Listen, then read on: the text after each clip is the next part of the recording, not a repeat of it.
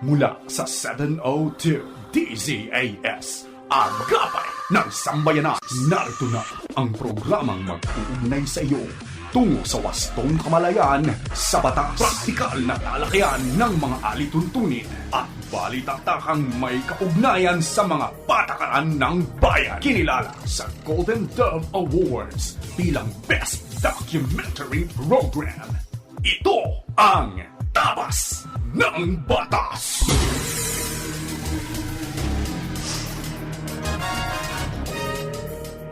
Isang magandang araw po ng Sabado sa inyong lahat na aming mga kaagapay na nakikinig, nanonood at nakasubaybay sa anumang bahagi ng Pilipinas at sa iba't ibang bahagi ng mundo. At siyempre po, napakasarap naman talagang bigkasin na po Luzon, Visayas at Mindanao.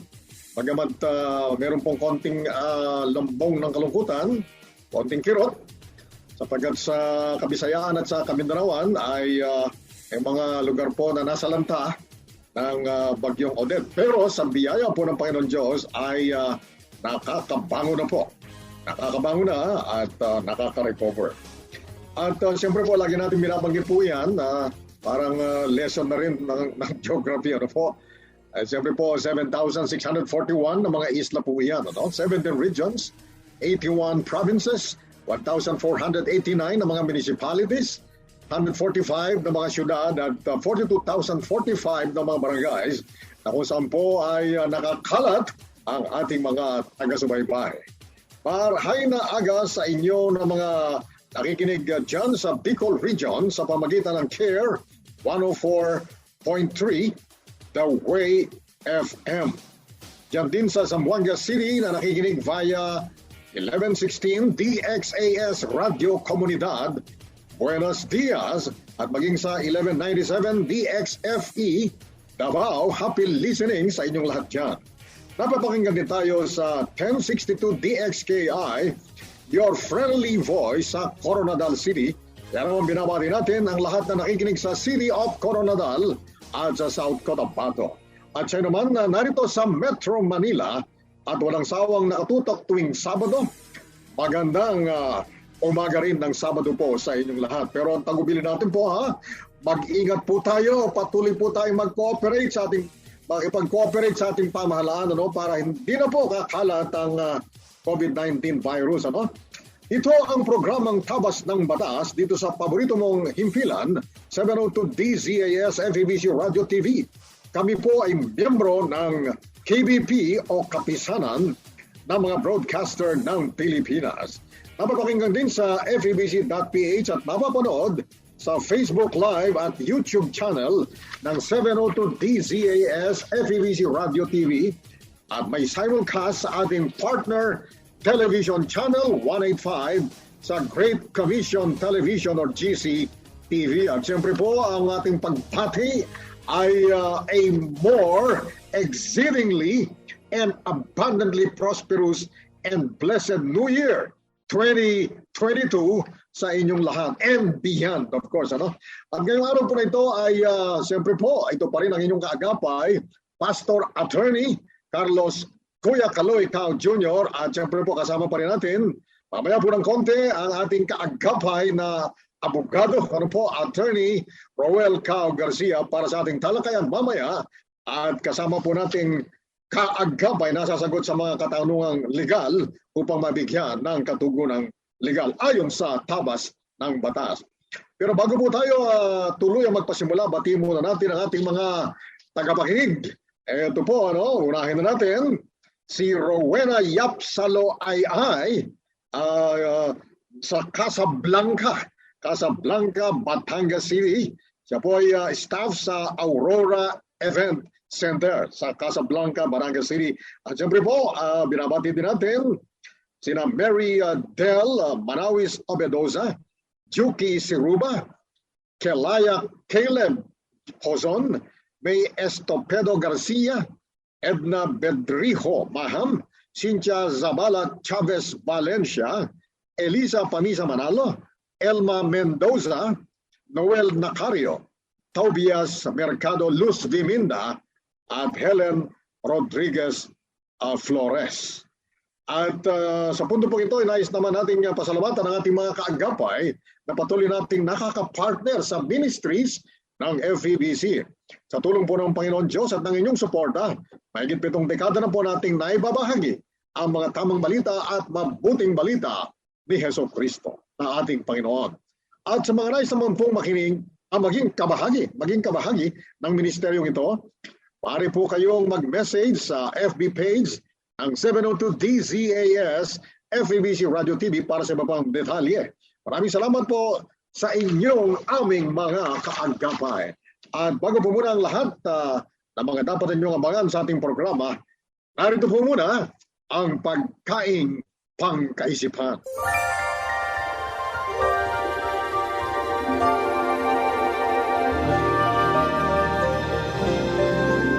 Ating pong pagkaing pang-isipan ay hango mula sa magandang balita Biblia. Isaiah chapter 43 verses 18 and 19. Ito ang sabi niya, kalimutan mo na at huwag nang alalahanin pa ang mga nangyari noong unang panahon. Masdan mo ako'y gagawa ng isang bagong bagay. Ito'y nagaganap na. Hindi mo ba makita? Gagawa ako ng isang daanan sa gitna ng disyerto at magkakaroon ng ilog sa lugar na ito.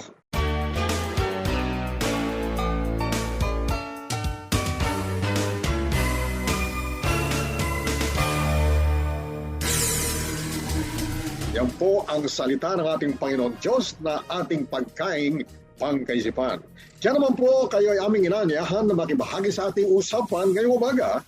Magpadala lamang po kayo ng katanungan, komento o mensahe sa ating Facebook page sa Tabas ng Batas FEBC. At sa pagbabalik po ng Tabas ng Batas, tutungo na po tayo sa ating segment na Punto por Punto. Tabas ng Batas! Ito ang 702 DZAS. 702 DZAS. Agapan ng sambayanan na napapakinggan sa buong mundo sa FEBC.ph sa pamamagitan ng Microsoft Media Server Technologies at ng Desktop Computers. Paksang legal na siniksik sa mga kaalamang praktikal sa isang makabuluhang talakayan sa Punto por Punto.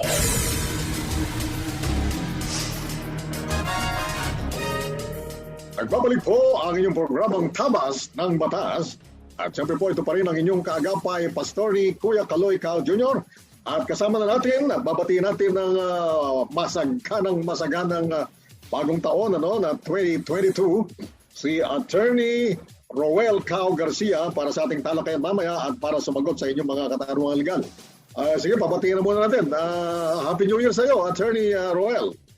New Year po, Pastor ni Kuya Kaloy. At ako po'y tutuwa at naimbitahan niyo ako muli dito para makapaglingkod sa ating mga kaagapay, sa ating mga tagapakinig.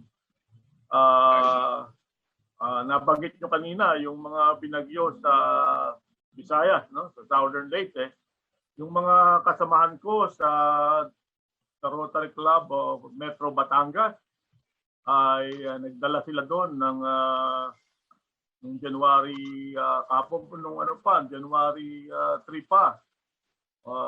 Si Rotarian Van at Joan Marabe ay naghatid sila doon ng isang barko na naipon namin dito.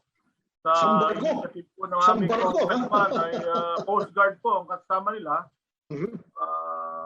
Sa initiative po ng congressman namin, si Marby Marino at saka si Mayor Beverly Dimacuha, ay mga civic organizations dito, religious organizations, ay sama-sama. Nagbigay kami ng kanyang contribution, namili sila dito na sa Batangas City at isinakay sa Coast Guard at noong January 5 ay 4 and 5 ay nagdi-distribute na sila doon sa Bato, Barangay Bato, Southern Leyte. So mabuhay kayo mga kasama diyan, si Van at si Joan Marabe. salamat din po sa mayor namin, si Beverly Bacuja, at sa congressman namin, si Marvin Marino, na nag-initiate nito. So, Yan.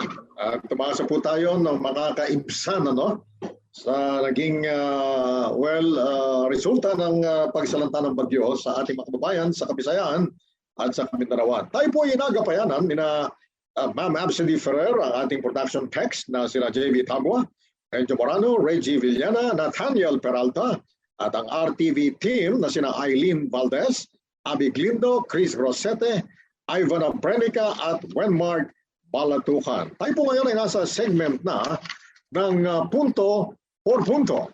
At ngayong umaga po ay tutuloy natin, kasi nabanggit natin parang bitin naging talakayan tungkol sa Cybercrime Prevention Act. At siyempre bago po lumipat ang taon, ay yun po ang ating binigyan ng diin. At sa pagkakataon po ito, ay re-reviewin natin ng mabilisan lang at pagkatapos po may ikalawang bahagi ang ating pagtalakay. At siyempre po ulitin natin ang ating inaasahan dyan ay si Attorney Roel Cao Garcia. Kasi po si Pastor ni Kuya Kaloy ay medyo may pagka senior citizen na try hard pa rin po na maging IT proficient. Yes, sige, Attorney Roel. Pastor ni, huwag mo sasabihin yan sapagkat alang hindi tumitigil ang learning. So, kayang-kaya pa po yan. Lalong-lalo na po sa mga magulang natin, mga lolo't lola, sapagkat tayo po ngayon nasa pandemya ay napakalaking bagay nitong cyberspace. Tayo ngayon, wala naman tayo sa studio. Nasa kanya-kanya tayo mga opisina. Pero nasa Taytay Rizal ako, sa aking simple office.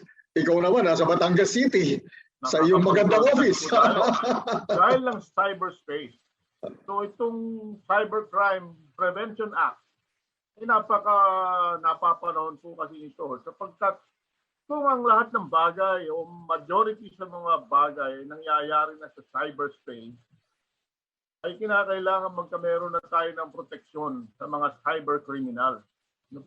Kasi lahat ginagawa na natin. Nakakapaghanap buhay tayo sa cyberspace. Nakakapag-broadcast tayo sa cyberspace. Siyempre po, yung mga kriminal na nag-take advantage ng mga loopholes, mga lapses, kailangan magkameron po tayo ng proteksyon ng citizen. So, doon to sa pinag-usapan natin nung nakaraang taon, itong Republic Act 10175, yung illegal access, computer-related forgery, computer-related fraud, identity theft. Ito yung napag-usapan natin nung panahon na merong nangyaring nakawan sa isang bangko. So, napapanahon yun. Ngayon naman,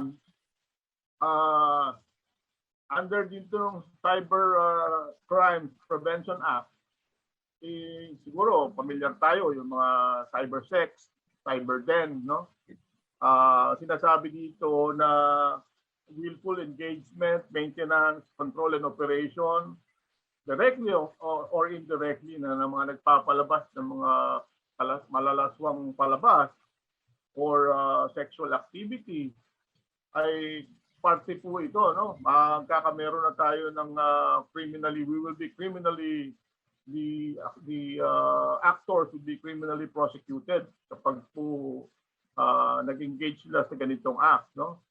Meron ding sinasabi na paano yung hindi naman ininegosyo ito. Yung napabalitaan natin, yung mga scandals, ganyan, na i-video nila yung kanilang mga sarili.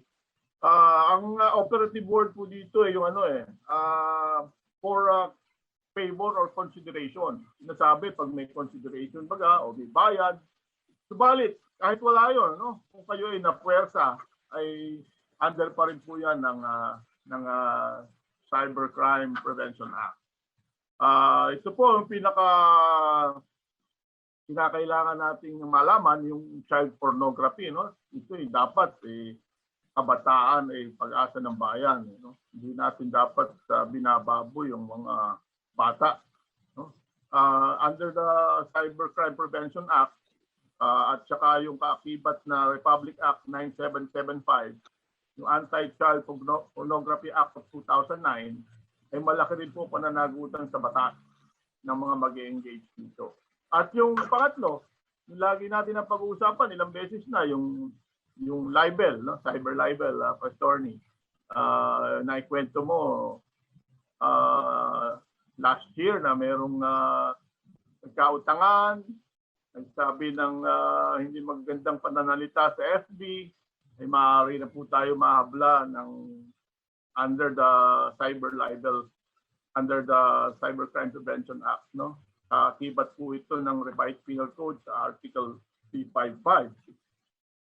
At hindi lamang po yun, kahit hindi tayo yung principal actor dito sa mga cybercrimes na ito, kapag tayo tumulong, sabi aiding and abetting sa commission ng crime, meron din po tayong pananagutan. Kahit sumubok lamang tayo, attempt in the commission of cybercrime, meron din tayong pananagutan.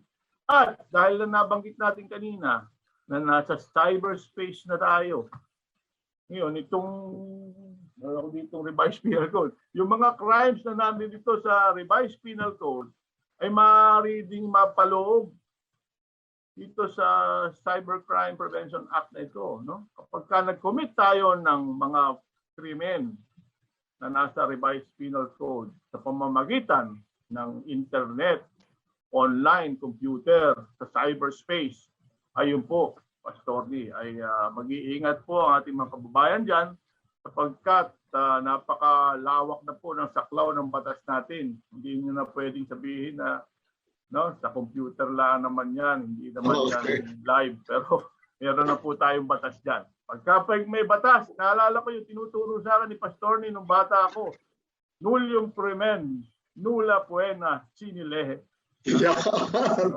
Sige, Tagalogin mo ngayon at saka Englishin. Punishing the same. Yeah. Ngayon, dahil may law na, ay may kalalagyan po tayo pagka tayo nag-violate dyan. Pastorny, turo mo yan sa akin dati. At well, kanina po pinakita ni Attorney Ruel, ano, yung kanyang librong Revised Penal Code sa tabi, ano, sa tabi niya. Eh ako po meron din nasa tabi ko ngayon. Oh, luma-luma na po ito. Oo nga. Ito pong caudal naman, ano, ng Revised Penal Code. Bakit po namin binibigyan ng diin ito? Binigyan din Attorney Ruel kanina. Talagang pinakita pa po yung kanyang Revised Penal Code. Ano? Ito po kasi Revised Penal Code na pangkita natin sa mga nakakang episodes. Nandito po, codified po rito ang lahat ng mga criminal offenses. Kasama na rin po ang mga parusa. No? Kaya ang pangalan po nito, Revised Penal. Penal, parusa. Revised Penal Code. Eh ngayon po, nabanggit ni Attorney Ruel kanina, gusto ko rin i-re-emphasize, ano, mahigit po 16 na types of crimes, ano, 16 na krimen o criminal offenses na kapag po ginawa, ano, sa pamamagitan ng cyber, sa pamamagitan ng internet, makakasama po dito sa mga cyber crimes na ito at mapapatawan po ng parusa. Kaya hindi pwedeng sabihin na kung dinan mo sa internet, wala naman sa Revised Penal Code. Sabi po ngayon, yung merong mahigit na 16 na mga criminal offenses, pwede pong i-consider na cyber crimes. So yan po ang pakakatandaan natin. Sige, Atty. Ruel, baka meron ka pang mga gustong i-highlight at this point. Ito rin lamang, dahil nga tayo ngayon ay nasa cyber world na, cyberspace, at kung pina-follow ninyo mga news tungkol sa Facebook, no? Pangalan na ng Facebook company ngayon is Meta. Okay? Kakameron na tayo ng Meta Universe. Okay? Magkakameron tayo ng mga avatars. So, I believe na cover pa rin yan ng ating batas na ito sapagkat ng ginawa ng kinraft ng mga mambabatas natin ng Cybercrime Prevention Act ay aware na sila na talagang tayo ay dyan ang patungo sa cyberspace. Lahat ng mga nauna na rito yung E-Commerce Act, no? Yan na yan. So, kaya nagkameron na mas ang ngipin ang ating batas pagkat kino-cover na niya kahit yung sinabi nyo ng 16 na krimen na nakasaad sa ating Revised Penal Code. Ayan, at siguro mayroon pang ilang minuto tayo, no? Nabanggit na ni Atty. Roel kanina sa tungkol po sa child pornography. Kumisan po kasi yung mga magulang na kinakalakal ang kanilang mga anak o kung sino pa man na ginagamit ang mga batang paslit ano po para sa child pornography. Ang katuwiran kasi nila, Atty. Roel, hindi naman nahahawakan nung limbawa, display nila sa internet, hindi naman nahahawakan, litrato lang naman iyan, ano? Hindi po katwiran yun. Pasok po yan.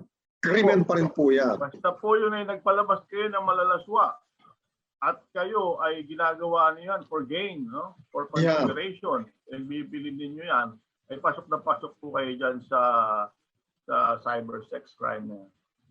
Okay, sige po. Siguro, dahil very interesting ito, Atty. Roel, siguro dapat mayroon pang susunod na sequel ito, no? Ang ating pagtalakay nitong Cybercrime Prevention Act, ano? And the related legislation.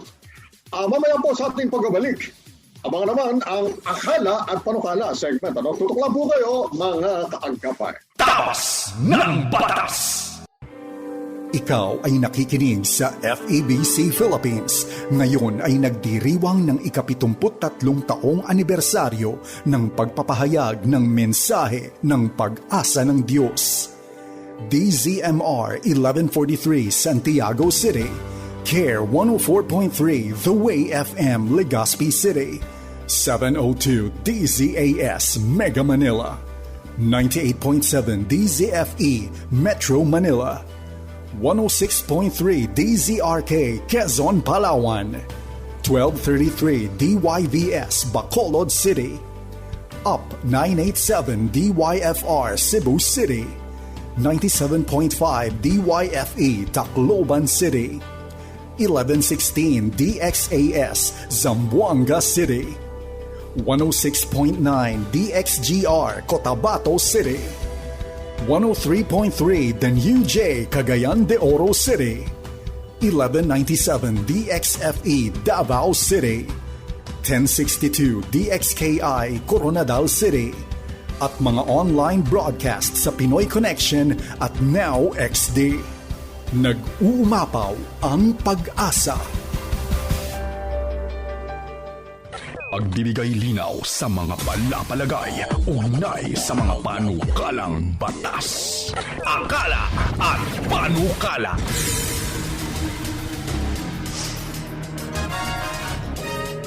Nagbabalik po ang Tabas ng Batas at kasama niyo pa rin na si Pastor ni Kuya Kaloy Cao at si Attorney Roel Cao Garcia.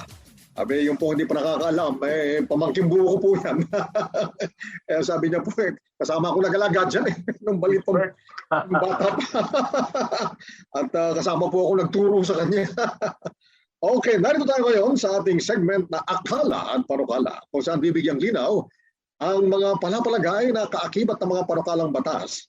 Ating pong tatalakayin ngayong umaga ang Care for the Elderly and Persons with Disability Act. Ano po? Ito po yung proposed na legislation. Ito po ay panukalang batas pa lamang. Ano?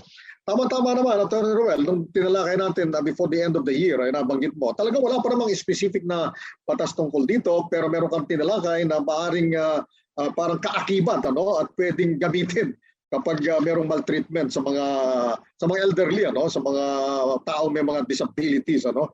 At magandang ngayon po ay talakay na talaga ito. Ito, meron ng panukalang batas po. Ang pamagat po ay Care for the Elderly and Persons with Disability Act. Mabanggit po natin muli, si Atty. Roel po, nung bata pa siya, bata-bata pa, naging staff po siya ng Office of the Deputy Secretary for Legislation ng Senado. Kaya po, he can speak from experience ano po kung paano nagiging batas ang isang panukalang batas. Sige, Atty. Roel, baka meron kang gustong i-highlight tungkol dito.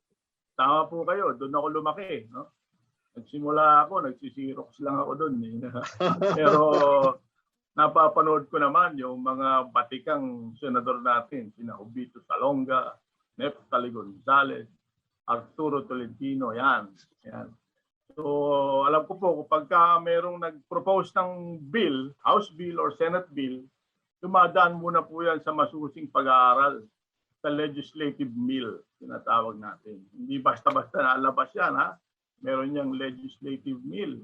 Napakalaki pong participation ng mga empleyado ng Kongreso at ng Senado. Sige, last year, no? Pinag-usapan natin, may nagtanong sa atin, may parusa po ba pag pinabayaan yung mga magulang? No? Ang sagot natin, meron maltreatment under the revised penal code. Pero kakaunti lang parusa doon, ano?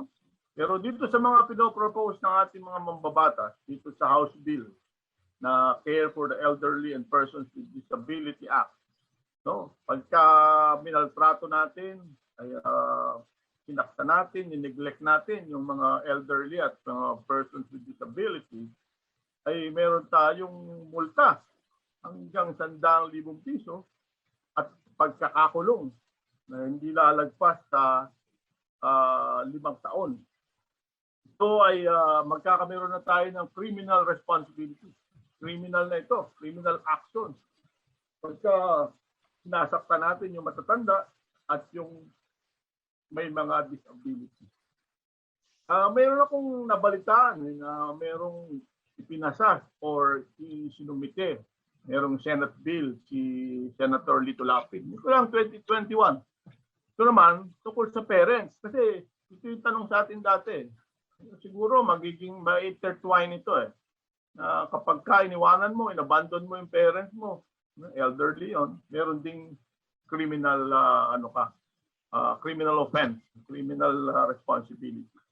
So maganda ito. Sana po ay makapasa ito dahil matagal na po itong pinag-uusapan, 2018 pa. Ito po ay sinisulong ng ating Commission on Human Rights at pero hindi pa po nagiging ganap na batas.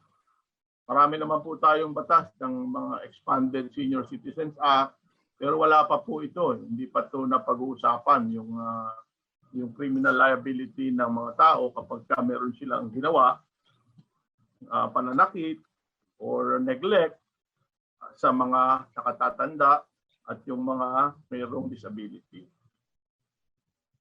So yun po. Corollary to what Attorney Ruel has already explained po, ang talaga pong operative words dito, no, na talagang pinapatawan ng parusa ng batas, ano po, yung criminal neglect. Yung criminal neglect, ano po. Kasi may katungkulan tayo eh. Maski nga sa tabas ng salita ng Diyos, Attorney Ruel, sa tabas ng Biblia, tabas ng salita ng Diyos, na dyan din naman dapat nakabatay ang tabas ng batas. Ang sabi po ng ating Panginoon Diyos sa kanyang salita, honor your father and your mother, because this is the first commandment with a promise. Ano po yung promise? You will be blessed. Everything will be well with you and you will live a long life. Yan po ang sabi ng tabas ng salita ng Diyos. Kaya po kapag hindi natin kinalinga ang ating mga nakatatanda, mga elderly, lalo-lalo mga magulang po natin. Kapag sabi ngayon ng batas, kapag yan po ay pumasok doon sa tinatawag na criminal neglect, may pataw pong parusa sa ilalim ng batas ngayon. Kapag naaprubahan na, palagay ko, Attorney Ruel, maaprubahan ito eh. Itong ganitong klase ng batas, kailangan natin ito. Alam nyo, pagka dinidistill ang batas pagka hindi masyadong minadali, ay mas maganda. So sabi ko nga kanina, 2018, pag-uusapan na ito, 2022 na. So talagang napapanahon na siguro, napapanahon na pag-usapang muli ito at bypassan na ng both houses of Congress. So napakaganda pong panukala ito. Marami na po tayo nabasa na nagsulong ng mga ganitong klaseng batas. Ang alam ko po, sa pagkakaintindi ko, yung sa legislative mill, ito'y talagang pinag-uusapang mabuti. Yan. At siguro maidagdag natin, ito naman practical example po. By the way, ang criminal neglect po, hindi lamang po ito, ang po kasi, ang criminal offense, meron pong act of commission. Yung ginawa mo mismo, ay halimbawa criminal neglect na nagiging a punishable criminal act, ano po. Meron naman tinatawag na act of omission. Yung hindi mo ginawa, may katungkulan ka, hindi mo ginawa. Pasok din po yun. When you fail to perform acts which you know is necessary or are necessary to maintain or preserve the life or health of the vulnerable elderly person or person with disability, or when you abandon them. Diniscuss mo ito, Atty. Roel, bago pa natin diniscuss ang panukalang batas na ito, nagpasakalyi ka na last year yung sa ating preliminary discussion, ano? Yung abandonment, ano?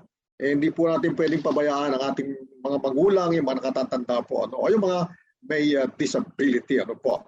Naalala ko, Atty. Roel, ano? Merong isang halimbawa rito Meron akong kaibigan, meron daw silang kamag-anakan, nung matatanda na, mayaman ito nung matatanda na yung kanilang mga magulang, abay inilagay na lang para sa kulungan ng aso At pagkatapos... Tandaan po natin, tatanda rin tayo lahat. Yes, pinandidirihan yung mga magulang, sarili mga magulang, yung pagkain, parang nasa lata ng sardinas, lalagyan ng pagkain yon tapos may tali na hatakin ng dalawang matanda para makuha nila. Abay, ang nangyari dito, samantalang itong kaibigan ko ito, he cared for his elderly parents up to the very end, Ang nakita ko, pinagpala itong aking kaibigan na ito. At, what happened to the other, yung kamag-anak, was horrendous, Horrendous. From affluence, they were reduced to poverty, So, yan po ang lesson dito, At sa ating pagbabalik, abangan naman ang payo de asunto, at tutok lang po kayo dito sa Tabas ng Batas. Tabas ng Batas! Ito ang 702 DZAS. 702 DZAS. Agapay ng sambayanan na napapakinggan sa buong mundo sa FEBC.ph. sa pamamagitan ng Microsoft Media Server Technologies at ng Bitstop Computers. Mga kasong bibigyang pansin at mga katanungang sasagutin, yan ang tututukan at gagabayan ng Payo de Asunto.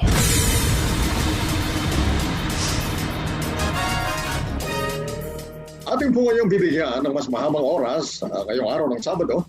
Ang ating segment talagang pinakahihintay-hintay po ng lahat, tinampakan po ng marami. Ang Payo de Asunto. Dito po ibibigyan kasagutan natin ang mga katanungang legal.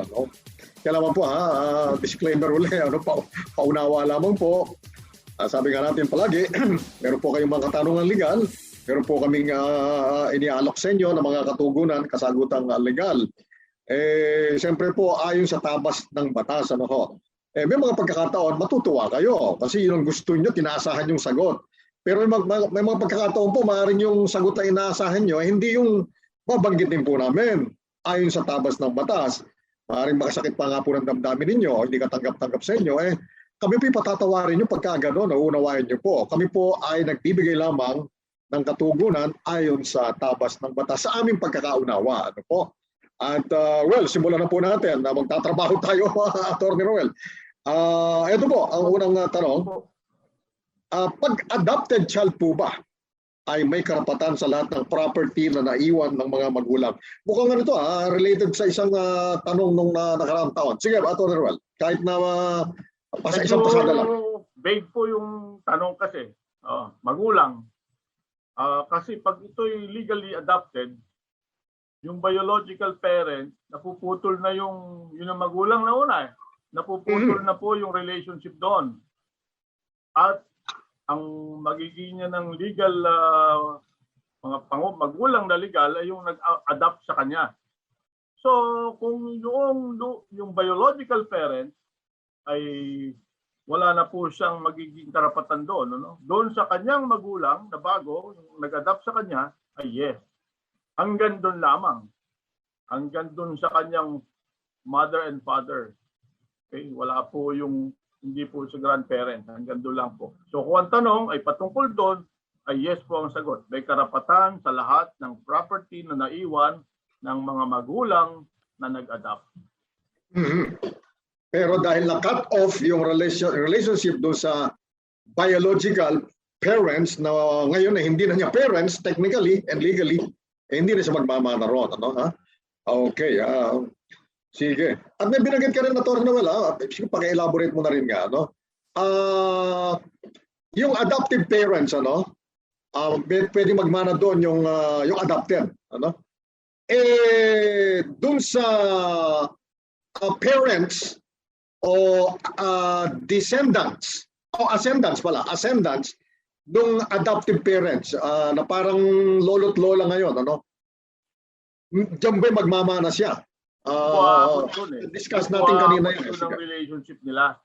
Okay. Hindi po siya makakapag-substitute doon. Hanggang doon po yung relationship niya, hanggang doon sa kanyang wampul sa kanya, pas pababa.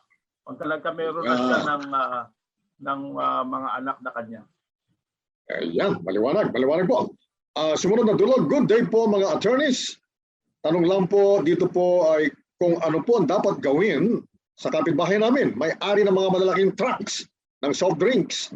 Nandito araw-araw, bukod po sa ingay ng trucks nila, sa umaga pati din po sa mga pagsasalansan ng mga kahon, ng mga bote. Napakaingay po talaga. Pinabarangay na po namin pero wala rin pong nangyari. Pinag-usap lang po na sasabihan ang trabahador niya, ganun pa din po, kaingay. Ano po dapat namin gawin? Allowed po ba sa subdivision ang ganong business? Maski po ang Homeowners Association dito, wala rin pong magawa. Bukod pa po doon, ang usok ng mga trucks nila na nakakasama sa kalusugan namin dito. Maraming salamat po. Sige, Atty. Roel. Mukhang kailangan dito practical solution, ano? At saka legal solution. Sige. Din ako Meron din akong ilang negosyo. Siyempre, naghahanap buhay yung mga tao. Pero habang kayo naghahanap buhay, kinakailangan hindi ka nakakabala ng kapwa mo.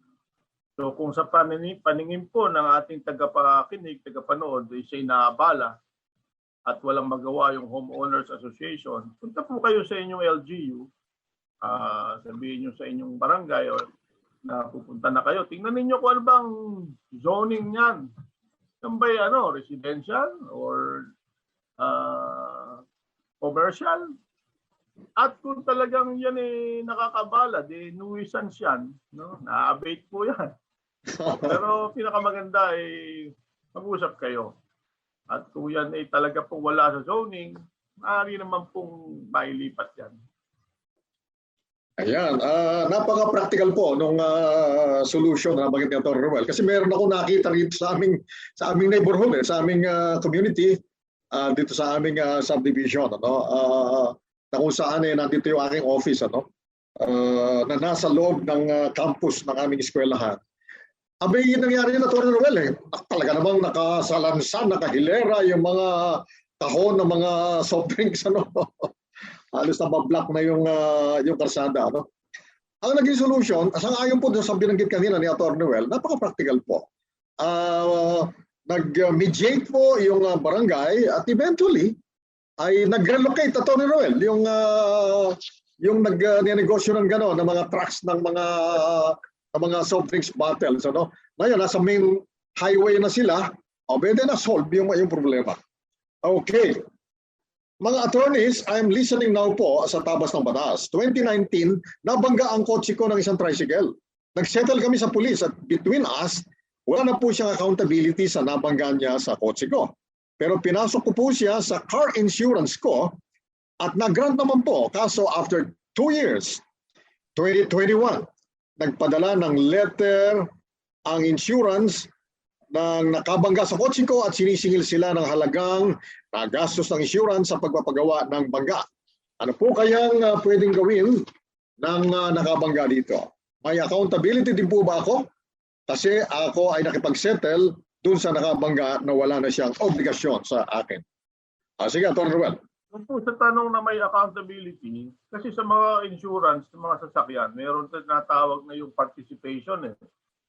So usually, yung may insurance, nagbibigay siya ng participation, may certain percentage yan. Ngayon, itong kaso nila, since na nag-settle na kayo, ang pinadala ng koleksyon ay yung nakabangga, parang subrogation sa insurance may tinatawag tayong subrogation or pumapalit doon sa merong liability. Ang usually pinapadala ng ganyan, yung pag nag-imbestiga sila kung sinong may kasalanan. Okay? So, siguro may kasalanan yung tricycle, ay kaya siya yung sinisingil. Ngayon, sa usapan ninyo, nag-settle na kayo, wala na siyang liability sa iyo, eh, ang naniningil naman ngayon ay yung insurance company. Ngayon, kung gusto mo, tulungan mo siya na magbayad doon sa participation na sinisingil sa kanya. So, kung hindi naman at siya sinisingil ng insurance company, edi kinakailangang bayaran niya, kundi hahabulin siya ng hahabulin nun. Pero usually, yung participation na nagbabayad nun, yung may insurance. Okay? Yung po may insurance. Unless, pag nagkaroon ng investigasyon after so many months, napatunayan, may kasalanan yung bumunggo, siya yung sinisingil by virtue of the principle ng subrogation. Okay. Okay. Ang sumunod pong tanong ay magandang araw po. Magtatanong po sana ako sa inyo tungkol sa lupa na mana namin sa lolo namin. Bale, pangalawang asawa ang lola ko at may isang anak, yung nanay ko. Kasal po sila at sa unang asawa ng lolo ko ay may 6 na anak. Pero biyudo na po nung kinasal sila ng lola ko. Ng lolo ko. Nung mamatay po si lolo, agad-agad po nila hinati ang lupa ni lolo nang walang kasabi-sabi sa lola ko.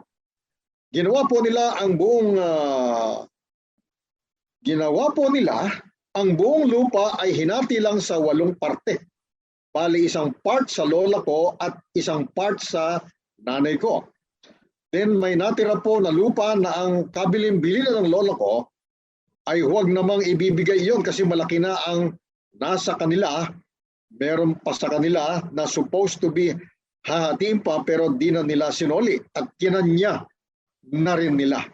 Ano po bang tama na sabihin sa kanila at ano ang laban namin kung sakali? Maraming salamat po mga attorneys.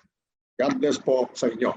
Sige, Tama sa inyong tanong, ano? Ang tanong kung ano po bang tamang sabihin, kasi talaga meron din naman silang karapatan dun sa mga properties ni Lolo na namatay. Sapagkat legal sila eh. Meron, in fact, bago sana nahati na muna bago nagpakasal ulit. At napakinig ko sa binasa nyo, binigyan sila din, di ba? Binigyan sila ng isang bahagi. So, yan po kasi ay kung yung pareho kayong legal family, ay pag-uusapan ninyo kung ano ba yung estate ni Lolo, tapos yun yung hahati-hatiin at pare-pareho ng parte, yung mga legal na heirs, no? Yung magkakapatid. So, ang tamang sabihin sa kanila ay pag-usapan ninyo. At pare-pareho kayo may karapatan dyan. Alam niyo na kayo may karapatan bilang mga anak, yung anak, no? Yung may karapatan, yung anak eh. So, tsaka yung asawa ni Lolo. At ang magiging guide nyo po dyan, ano, katulad na banggit natin ang Roel kanina, ay yung pong tabas ng batas mismo. Yan ang magiging gabay nyo po riyan. Parehong legal eh. Ibig sabihin, si Lolo, kasal sa kay Lola, ano po, di siyempre may mga compulsory heirs po sila, no? Ngayon, nag-asawang muli si Lolo, ano? Nung namatay, okay. So, legal na naman, ano? Legal na naman yung kinasal eh. O, di may mga compulsory heirs na naman na legal din, ano? Kaya lang, siyempre, ang reklamo dito at Roel, may kutob sila na nalalamangan sila, no? Ang mangyayari po dyan, mag-uusap po kayo para magkaroon ng deed of extrajudicial settlement the estate. Kapag po hindi nagkasundo-sundo, may pamamaraan po, papasok po sa ilalim ng tabas ng batas po yan, magkakaroon ng partition, judicial partition. Yan po kasing manang ganyan, kapag po nagkasundo-sundo, ang tawag po, deed of extrajudicial settlement of the estate. Sa labas ng hukuman, nagkakasundo hindi magkakasundo, Dr. Noel. O the judicial partition po ang mangyayari. Labas ng batas, tignan nyo muna kung ano yung estate ni Lolo. Yan. Sa simula, yung una. Inventaryo po rin. Noon, tapos yung ngayon. Yan. Gawa po kayo ng inventaryo. Okay. May concern po kami, may lupa po kami sa province, awarded ng DAR sa mga namayapang mga magulang namin. Binenta po partly ang lupa pero according to DAR, hindi pwedeng ibenta. Kaya we decided po ng mga heirs na ibalik ang pera ng bumili way back 2010. Sa late mother po namin nabili. Ang problem po ngayon, ayaw na nilang ibalik at tayo makipag-settle sa DAR. Ay babalik namin ang binayad nila provided na isolid din po nila ang lupa. Ayaw po nila. Gusto na angkinin. Ano po kaya ang next step po namin? Wala din po silang may present na deed of sale ng last meeting namin sa DAR. Maraming salamat po sa inyong payo. Yes, Attorney Ruel. Sige. Sa DAR po, yung CLOA, yan ay nata-transfer sa, bawal talaga ipagbili yan within 10-year period nung na-award, yung CLOA. Pagkatapos, yan ay lumilipat doon sa anak, sa heir. No? Lumilipat yan. Ngayon, kung talagang pinagbili ninyo at sabi bawal, hindi valid yung sale nyo, dapat nagkakasulian kayo. Kung hindi sila umaalis, hindi eject ninyo. No? Pero tuloy ninyo yung usapan sa DAR. Palagay ko, kung kayo talaga yung registered na tagapagmana yung magulang, isa nyo dapat mapapapunta yun. Yung pong property o yung lupa na yun na na-award sa inyo ng DAR sa pamamagitan ng CLOA. At pagka po namagitan ng DAR dyan, meron pong restriction. Hindi pwedeng ipagbili within a certain period of time. You will be guided by that. At yun po ang tabas ng batas. Mapagpalang araw po mga attorneys, tanong ko lang po, 14 years po na nag-work sa isang private school ang pinsan at tita ko. Pero nagsara po nung nag-umpisa ang COVID-19 pandemic. Ang tanging binigay lang po ng may-ari ng school ay 5,000 sa kanila at wala na daw po silang makukuha. Tama po ba yun? Sige, pagtulungan nga natin ito. Attorney Ruel, sige. Ang tabas po ng batas dito, sabi sa Labor Code, ay ang pagkaganyan may separation pay. No? Ang one month pay for every year of service. Tapos, pwede po magsara ang isang kumpanya. Authorized causes, sabi sa Labor Code. Pag nagkaroon ng closure or pag nagkalagay ng labor saving devices, redundancy, or retrenchment, or nagkasakit, pwedeng ma-terminate ang employment pero magbibigay ng separation pay. Ngayon, binigyan kayo ng 5,000. Siguro naman, hindi yun isang buwang sweldo. So, sinasabi ng batas, tabas ng batas, hindi ka pwedeng bigyan ng separation pay kung talagang serious yung business losses at nagsarado yung company. Pero base yan sa ebidensya. Yeah. Oo, kailangan kung kakapagsara pa lang nung COVID, yun ang dahilan. Kaya kailangan patunayan nila sa simula pa, bago pa mag-COVID, serious na yung business losses para hindi sila makapagbigay sa tabas ng batas na tamang separation pay. Okay. At siyempre, ebidensya rin nga po yan. Yun ay kinakailangang patunayan sa pagkita ng ebidensya. Kung talagang dapat dumapa po ng gusto sa panahon ng COVID-19 pandemic. Pero hindi yung umpisa lang. Yung talagang dumapa at nagsara because of very, very severe business losses. Sumunod na tanong, ask ko lamang po kasi gusto ko pong bilhin yung bahay at lupa namin through Pag-ibig. Subalit di pa nakatransfer kay nanay yung titulo. Kay tatay po ay namayapa na po si tatay. Ano po kaya dapat namin gawin? Ano po ang documents at saan po kami maaaring lumapit? Sige, pakiguide sila, Attorney Ruel. Siguro mag-ano kayo, extrajudicial settlement, tapos i-waive nyo sa inyong ina yung property, tapos patitulo sa kanya, no? Para mabili ninyo. Kaya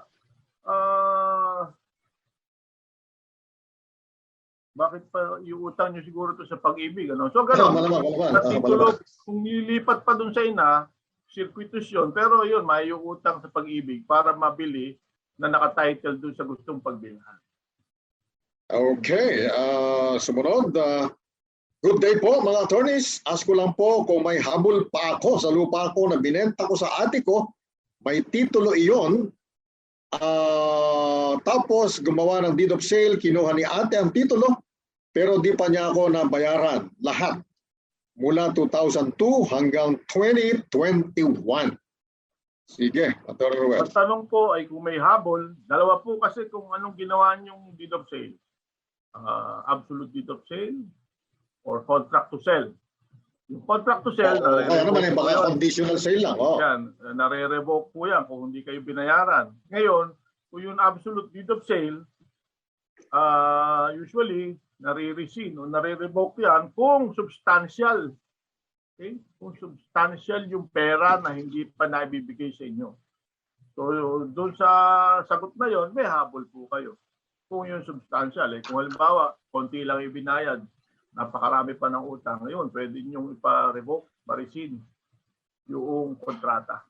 Oo, Or kasi pagbayarin ninyo. hindi pa buo yung price na nababayaran. Kinuha na yung title. Yes. Hindi naman po pwede yun. Okay. Hello po, magtatanong po sana ako kung ano po kaya ang pwede namin gawin ng kapatid ko na may nabiling lote at ngayon ay may naghahabol na iba. May titulo na po at nakapangalan na sa kanilang mag-asawa. Nasa ibang bansa kasi sila at may nagbakod po sa lote nila at sila nga daw ang may-ari na ng lupa na nabili ng kapatid ko. Ano po kaya ang hakbang na pwedeng gawin?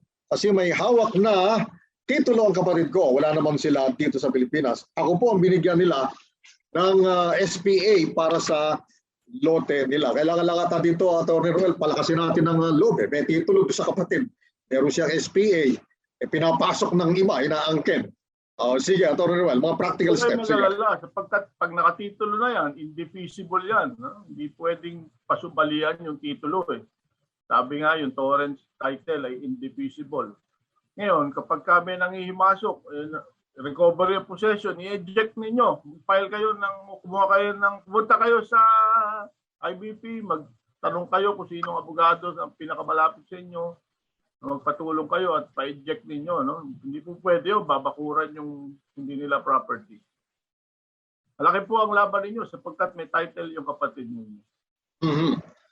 At dahil nga po meron kayong SPA, at kayo binigyan ng karapatan naman ng inyong kapatid na siyang may titulo doon sa lupa, kapag po nag-a-attempt pa lang, may harangin ninyo. Kaya huwag po kayong huwag kayong mag-engage sa violent acts. Ano po?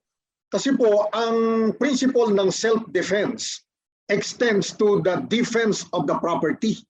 Ganyan po ang, kaya kung bago lang na pinapasok nila, nagbabagod, pwede nyo po harangin yan. Pwede nyo pigilan yan. At maging vigilant po kayo. Pero wag po kayo don't engage in violent confrontations naman. Kasi po merong tabas ang batas na maaari yung panghawakan. Mukhang makakaboundary tayo, Atty. Ruel. Good morning po mga attorney. Anong procedure na gagawin sa pagpapatitulo ng lupa na public land? AND po ang classification. May nakapag-declare kasi pero patay na siya at wala po siyang anak at asawa. Ako po ang present occupant ng mahigit ng 10 taon. Thank you po and keep safe and Happy New Year. Sige, Atty. Ruel. Okay. Yung sa sinasabi naman natin lagi, yung declaration of property, kung babayad ng amilyar, yan ay hindi proof of ownership. Ngayon, kung kayo na nakatira dyan ng 10 taon, meron po tayong period, 30 years at saka 10-year period. Yung residential, yung public agricultural land na naka-zone as residential ay pwede ninyong applyan ng free patent. Okay? So, total naging AND Malamang kanina diniscuss natin ito. Disposable. Alienable and disposable. Yes. Classified na as alienable and disposable. So kung meron na siya 10 taon, requirement lang naman ng batas sa Republic Act 123, ay meron ka na 10 taon na nakapossess ka doon, nakatira ka doon, ikaw ang tumitira. Tapos, mag-apply ka ngayon, pumunta ka sa DNR, mag-apply ka ng free patent. Okay? Ang kailangan mo i-prepare. Una, mag-declare mo yon, meron pang tax declaration, ipasukat mo, kailangan meron kayong approved plan dyan, hanapin ko nyo yun. Okay? So pag nakasukat na yan, may approved plan, meron lang kayong pipilapan na form para po makapag-apply kayo ng free patent. Makipag-ugnayan po kayo sa inyong LGU. At mayroon po silang, bawat LGU po ay mayroong ENRO eh. Mayroon po ENRO. Yung Environment Office ng LGU ay matutulungan po kayo dyan sa pagpapaprograma po ng gobyerno natin yan para magkameron ng free patent yung mga untitled land. Okay. Maraming salamat, Attorney Ruel. Ano? At ang nakakadagdag po ng level of confidence natin sa mga katugunan na yan. Ano? Si Attorney Ruel po kasi ay isang bukod sa abogado ay licensed real estate broker. Ano? Kaya maganda po yung nagiging guidance na naibibigay niya ayon po sa tabas ng batas. Well, nakaboundary tayo, Attorney Ruel. Ano? Kung hindi po nyo napakinggan ng buo ang kasagutan sa inyong mga tanong, pwede nyo pong mapakinggan itong muli. Ano? Balikan lamang po ito sa ating Facebook page, 702 DZAS FEBC Radio o sa Tabas ng Batas. At kung hindi po naman nasagot ang inyong pinadalang katanungan, pinagpipilitan po namin na talagang matugunan lahat. Ano? Abangan nyo po ito sa mga susunod na Sabado. Sige po, tayo po ngayon ay dumako sa ating prayer time. Aming Panginoon Diyos na buhay at makapangyarihan sa lahat, maraming salamat po sa pagkakataong ito. Sa pasimula po ng taong 2022 ay nakapagsimula po kaming makapaglingkod sa aming mga taga-subaybay ayon po sa mga tabas ng batas na kinakailangang ipaliwanag sa kanila at tugon sa kanilang legal na pangailangan. Sa pangalan ni Jesus, Amen. At amen at amen. Salamat po sa inyong pagsama sa amin dito sa programang Tabas ng Batas. Salamat sa mga tumutok sa Facebook, Live at YouTube channel ng 702 DZAS FEBC Radio TV. Gayon din sa Channel 185 sa GCTV. At salamat po sa tulong ni na Ma'am Absidy Ferrer, ang ating production text, na sina JV Tabua, Benjo Morano, Reggie Villena, Nathaniel Peralta at ang RTV team na sina Ma'am Eileen Valdez, Abby Glindo, Chris Rosete, Ivana Brenica at Wenmark Balatukan at sa ating mga kasama sa Bukawe Transmitter Site. Kami po ang inyong kakampi sa batas tuwing Sabado ng umaga. Ako po, siyempre ang inyong kaagapay, Pastorni Kuya Kaloy Cao, at muli po tayo nagpapasalamat kay Attorney Roel Cao Garcia sa pag-agapay sa ating programa. Ay kanyaya po kaming makinig kayo muli sa ating programa sa susunod na Sabado sa parehong oras, at lagi pong tatandaan kung uunawain at susundin at Roel, kakampi mo Ang batas. ang batas. Nais po naming makarinig mula sa inyo para sa mga kuro-kuro, mungkahi o mga bagay na nais ibahagi sa palatuntunang iyong napakinggan. Sumulat lamang sa 702 DZAS, Agapay ng Sambayanan, 1 Corporate Center, 46th floor, Doña Julia Vargas Avenue, corner Meralco Avenue, Ortigas Center, 1605, Pasig City. O mag-email sa dzas@dzas.febc.ph.